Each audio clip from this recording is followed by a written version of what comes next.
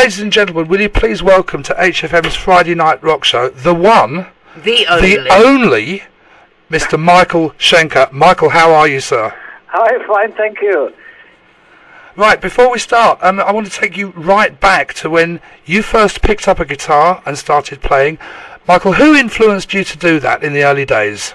Well, it was basically all the good players. But let's say Jimmy Page, Eric Clapton, Jeff Beck, Leslie West, anything that had great guitar playing, what do you call it? I'm not very good in categorizing, but blues metal guitarists like Rory Gallagher, Johnny Winter, stuff like that. Mm-hmm. All classic stuff. Pardon? All classic guitarists. Yeah, it's all great. Now, Michael, you've had a very, very long love affair with the Flying V. Please take us back to your first one and what made you fall in love with that guitar. It's like I used to play different guitars, all sorts of different guitars. But I guess when you hear something that you're really looking for, when you hear it, you know it. And so, just kind of, my brother played the Flying V. I was playing a Les Paul.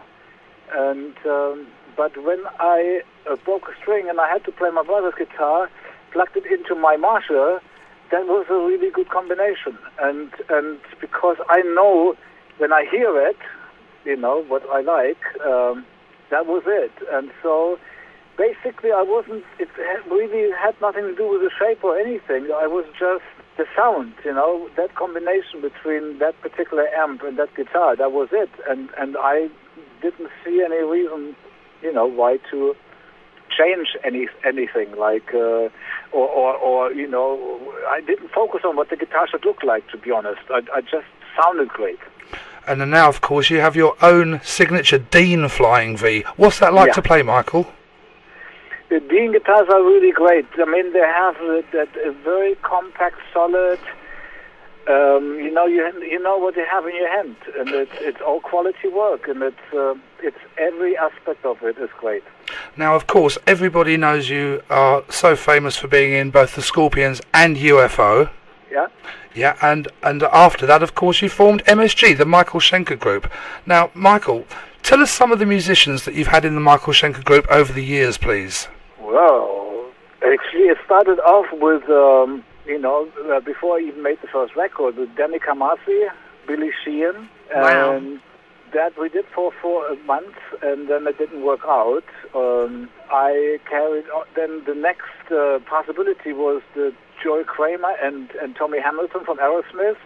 We already started to rehearse in Boston, and then Steven Tyler got well, and they carried on with Aerosmith. And then eventually, Simon Phillips. I almost persuaded Getty Lee and Neil Peart from Rush. We talked, and they almost jumped on the boat. And finally, it came down to Simon Phillips and Mo Foster. And then for the live performances, we auditioned bass players and found Chris Glenn, and then Peter Mensch came up with Cozy Powell, and that was that first. That's how we did Budokan with Gary Barden and Paul Raymond.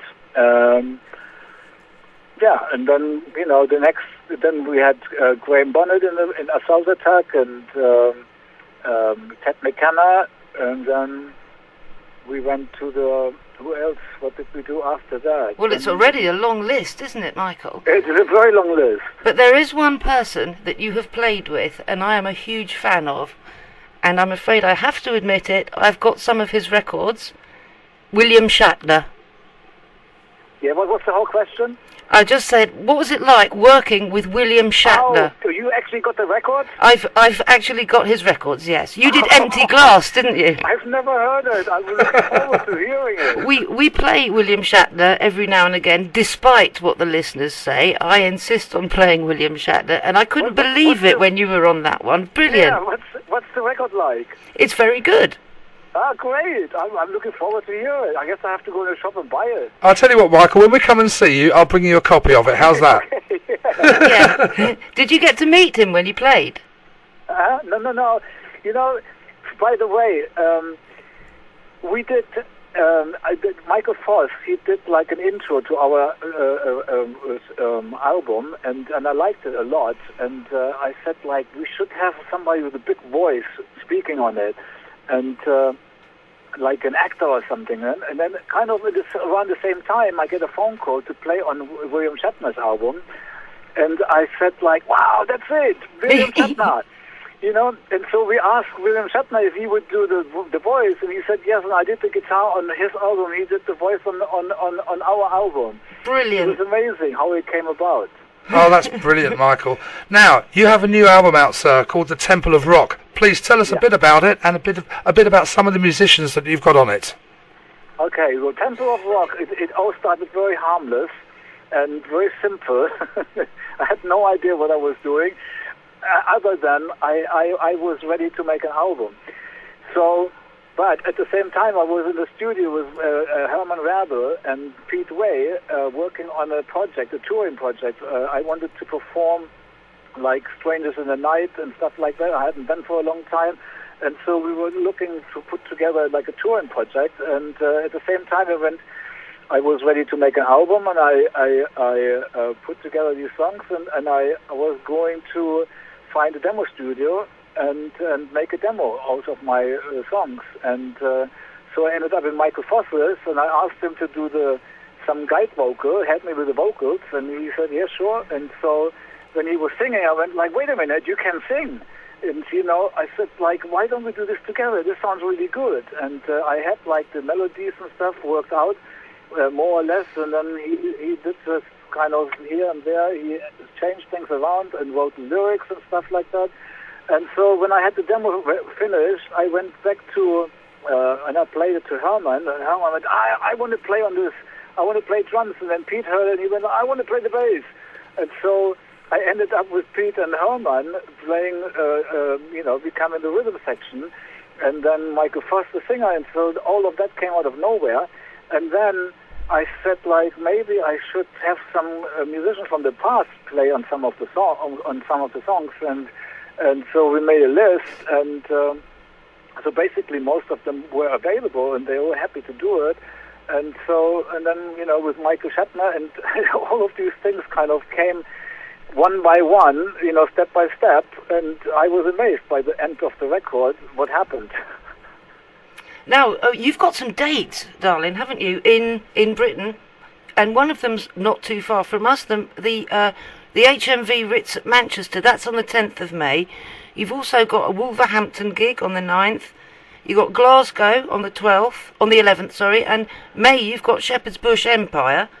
So, what would you say to all our listeners that might be thinking of going along to those gigs? Can you tell us what you're going to be playing, or what you're going to be doing? I'm going to be playing. It's going to be all, it's going to be Budokan, Strangers in the Night, and Love Drive, and new songs, and all mixed up, all the best of my career. Brilliant. I'm really looking forward to this, Michael. So am I. And hopefully we'll see you there.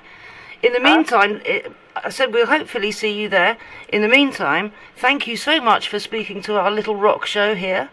We have listeners all over the world, and they are going to be very, very pleased to be hearing from you. Great, thank you. Michael, thank you very much. Ladies and gentlemen, the one and only Sir Michael Schenker. Hey! Brilliant. Thank you. Thank you very much, Michael. Thank you.